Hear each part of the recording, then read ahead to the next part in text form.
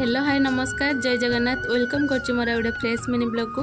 तो फ्रेंड्स मु घर बाहर के आसी सारी एवं बस रे जाऊँगी अल्प समय लगे मत पहुँचापी घर आसवा तो इच्छा ही नाला एग्जाम मत बाध्य हो आसवा पड़ा भाभी एत दिन पर घर को आसी किसी दिन घरे रहीकि आसबि हेले सेटा भी हेलानी मत फेरी आसवा पड़ा। हो छाड़ बर्तमान सब बड़ टेंशन मु बस रु सीटा ओह्ल सारे हेले ए बैग टाक नहीं मुझे केमी जीवी मत देखिए जापारे मुझे जमा ए बैग टेकी पारनी बहुत कष्ट मष्ट नौ पुणी तासह मोर एयर बैग भी गोटे अच्छी तो मुझे बहुत कष्ट टेकी टेकी नौची तापर भी ताठू बहुत बड़ कष्ट कि ताकू धरिकी मत 4 महला उपरकू चढ़ा पड़ो।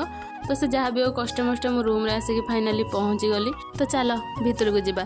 तो मु तो आसिक पहुँची गली हेले मो सांग एपर्यंत भी आसिक पहुँचलानी तो ताकू फोन करी पचारला बेलू एबे जाऊँगी अध घंटे भीतर जाऊँगी 45 मिनट लगे 10 मिनट लगे। तो सी मत एमती कहूँ तो से भितर मुझे पुणी कल कर मत वीडियो कल कर देखा कि मुझे अल्प समय भितर पहुँचुची छाड़ से जिते आसवा कथा आसू तो मुझे भितर जाकि फ्रेश हो जाए रूम झड़ाझड़ी कर देइथिली। तो तापर मुझे पलि आसती कि मम्मी कौन सब देइथिला ताको खोलिकी रखापी तो जमीक कही कि मम्मी पूरी आलुदम बनईकी देइथिला तो ताकू मुझे खोलिकी रखीदे। तो से भितर आम मैडम आसिक पहुँची गले तो आसिक कहते कि मत बहुत जोरे भोक आंटी मो कौन पठे तो मुझे कहली कि मम्मी पूरी आलुदम पठे तो से कहला जल्दी जल्दी बाढ़ी नहीं आसे आम खाइबा। तो ताकू मु बाढ़ी देइथिली आम 2 जण खाइबो बोली। तो फ्रेंड्स आज दिन था एमती किसी रोचे देखा नेक्स्ट मिनी ब्लॉग रे। हाँ वीडियो जदि भल लगी ताले लाइक शेयर सब्सक्राइब करने को जमा भूलें। Bye bye.